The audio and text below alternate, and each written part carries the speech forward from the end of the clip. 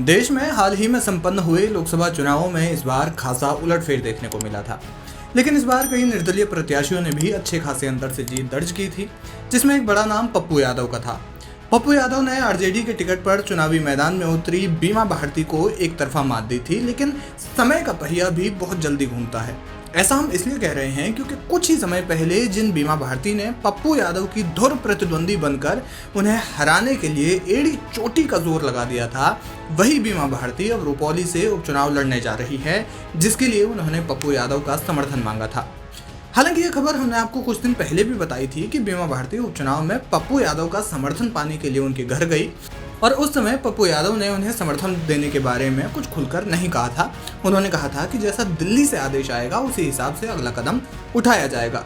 लेकिन अब बड़ी खबर ये है कि पप्पू यादव ने आम चुनाव में उनके खिलाफ लड़ी बीमा भारती को समर्थन दे दिया है। आपको बता दें कि आरजेडी ने इंडिया गठबंधन में अपनी सहयोगी पार्टी सीपीआई की दावेदारी के बावजूद बीमा भारती को टिकट दे दिया है, बिल्कुल वैसे ही जैसे उन्होंने पूर्णिया में कांग्रेस के दावे से अलग होकर बीमा भारती को लड़ा दिया था। फिर बीमा का हाल ये हुआ कि अपनी जमानत भी नहीं बचा सकी। पप्पू यादव पहले ही कह चुके हैं कि बीमा भारती के साथ उनके पारिवारिक संबंध है। रुपौली में रुख साफ है, कांग्रेस जिसके साथ है उसके साथ है। बीमा भारती द्वारा खाली की गई रुपौली सीट पर राष्ट्रीय जनता दल ने बीमा को ही लड़ाया है, जिन्हें महागठबंधन के बाकी दलों का समर्थन प्राप्त है।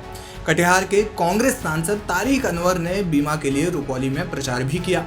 2020 के चुनाव में बीमा भारती ने जेडीयू के टिकट पर 19,330 वोटों के अंतर से चुनाव जीता था। तब लोक जनशक्ति पार्टी के शंकर सिंह 44,994 वोट के साथ दूसरे स्थान पर और सीपीआई के विकास चंद्र मंडल 41,963 वोट के साथ तीसरे नंबर पर रहे थे।